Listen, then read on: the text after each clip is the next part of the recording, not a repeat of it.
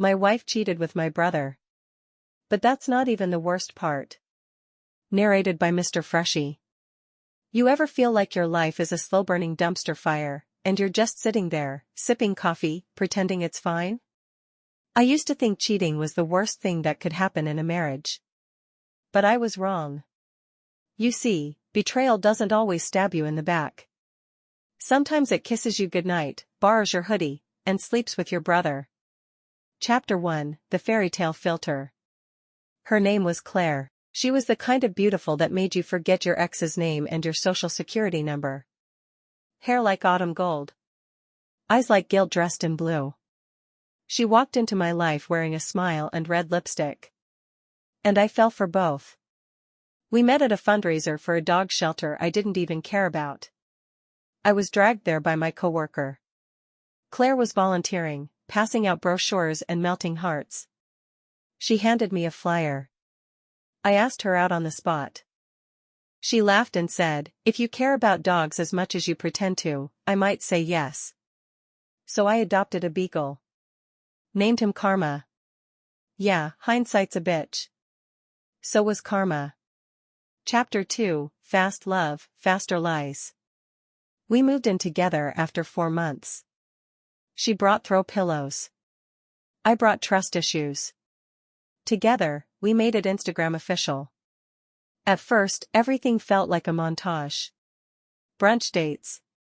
Weekend getaways. Making out in grocery store aisles like we were in a Netflix rom-com, but love built on adrenaline isn't stable. It's a roller coaster, and I was too busy enjoying the highs to notice the safety bar was loose. I proposed after 6 months. She cried. I cried. Even Karma held. I thought I'd won life's lottery. What I didn't realize was Claire was playing a different game entirely. Chapter 3: Introducing Jake. My younger brother Jake showed up at the wedding, 40 minutes late, reeking of weed and charisma. He wore sunglasses indoors. Hugged Claire like they were already friends. Told me, "Damn, bro. You married a goddess." I laughed. Claire laughed. Jake didn't. Jake was always the black sheep. He flunked out of college. Had a new job every 3 months. But he was magnetic. The kind of guy who could talk a cop out of a ticket, or a wife out of a marriage.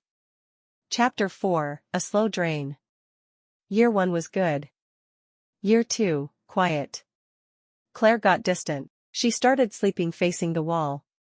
Stopped saying "I love you" first. I blamed work. Stress. Myself. We stopped kissing goodbye. Then stopped kissing. Then stopped talking, except about bills and groceries. Jake started coming around more. He said he was checking in. Said he wanted to spend more time with his favorite couple. Claire would light up when he walked in. She laughed more in 1 hour with Jake than in a whole week with me. And I told myself, "You're being paranoid." But my gut had already packed a bag and moved out. Chapter 5: The Slippery Slope. One night, I came home early. Their laughter echoed from the kitchen. She was wearing one of my old hoodies. He was chopping vegetables. They were cooking dinner together. Like a couple. In my house. Claire didn't notice me right away. Jake did. He flinched, just a flicker. Claire smiled and said, "We were making pasta." "Your favorite." I sat. I chewed. I swallowed, but the food tasted like betrayal. Chapter 6: The Anniversary. Our 3rd wedding anniversary. I planned everything. Dinner on the rooftop where I proposed. A night in the same suite. Champagne, chocolate, closure. Claire said she had a migraine. Said she needed to stay home. Said I should go without her. My stomach dropped, but my pride was louder. So I left. But something gnawed at me. An itch I couldn't scratch. A whisper in the back of my skull, "Go home." I turned around halfway through dessert. Chapter 7: The Scene. I parked 2 blocks down. Used my key to come in through the garage. Quiet. Careful. Sick to my stomach. I climbed the stairs like they were made of knives. The bedroom door was open. There they were. Claire. Jake. Half naked. Eating pizza in our bed. I froze.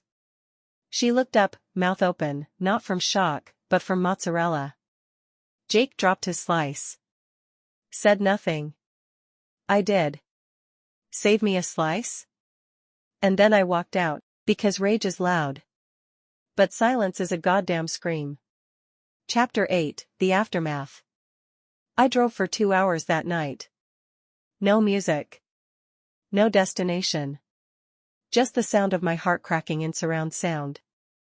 I ended up in a gas station parking lot, eating stale donuts and trying not to cry in front of a teenager mopping the floors. When I got home, Claire was gone. She didn't leave a note. Didn't text. Just vanished, like she'd finally taken the mask off and didn't feel like putting it back on. Jake didn't reach out. At least, not for 3 days. Then I got a text. We didn't mean for this to happen, man. It just happened. Right. Because affairs are like tripping over a rug and falling penis first into someone else's wife. Chapter 9, Radioactive Silence. I told no one. Not at first. I didn't want to hear the clichés, you're better off. Everything happens for a reason. Time heals all wounds. No, it doesn't. Time just teaches you how to limp without complaining. For weeks, I moved like a ghost. Went to work, came home, existed. My house smelled like her shampoo. My closet had her dresses. Karma kept whimpering at the door, waiting for someone who wasn't coming back. I should have thrown her stuff out. Instead, I boxed it. Labeled it Do Not Open, Fragile. Same as my chest. Chapter 10, The Family Barbecue. A month later, my mom invited me to a family barbecue. I said no. She insisted.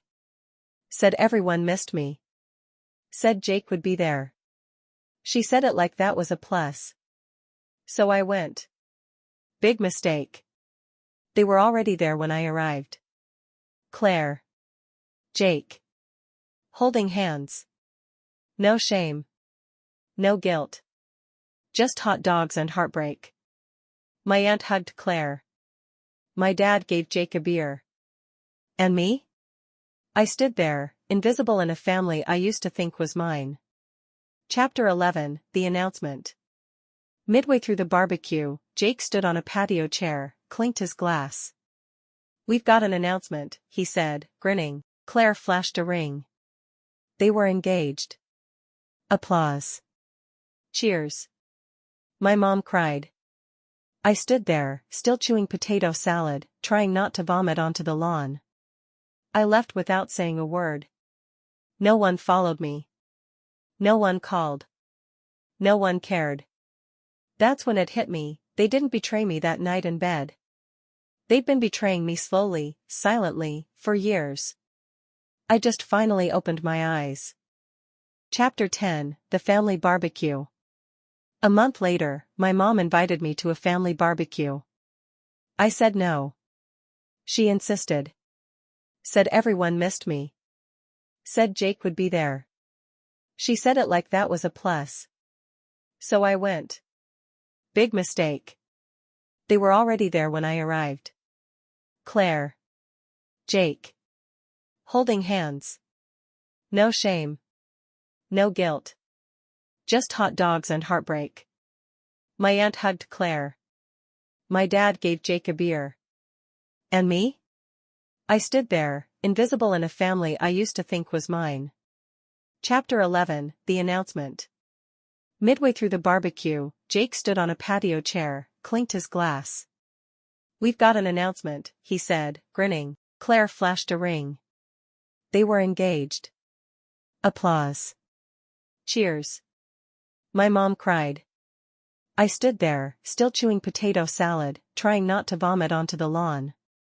I left without saying a word. No one followed me. No one called. No one cared.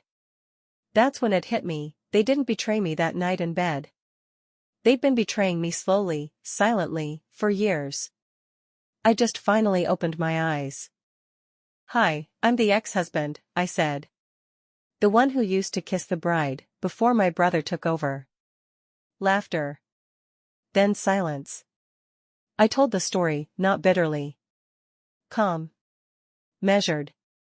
Like a documentary narrator describing a murder scene. People shifted in their seats. I ended with, "So here's to betrayal, may it bring you exactly what you deserve." Dropped the mic left before the cake was cut. Chapter 15, After the Fall. They stayed married. For 11 months. Turns out, cheating with someone is a lot more fun than being stuck with them. Claire found someone else. Jake spiraled. He showed up at my apartment once. Crying. Said he was sorry. Said he missed me. I let him talk. Then closed the door. Not in anger. In peace. Because closure isn't something people give you. It's something you take for yourself. Final chapter, Mr. Freshy's verdict. So what's the worst part? Not the cheating. Not the lying. Not even the betrayal. The worst part is realizing you were the only one playing fair in a game designed to break you.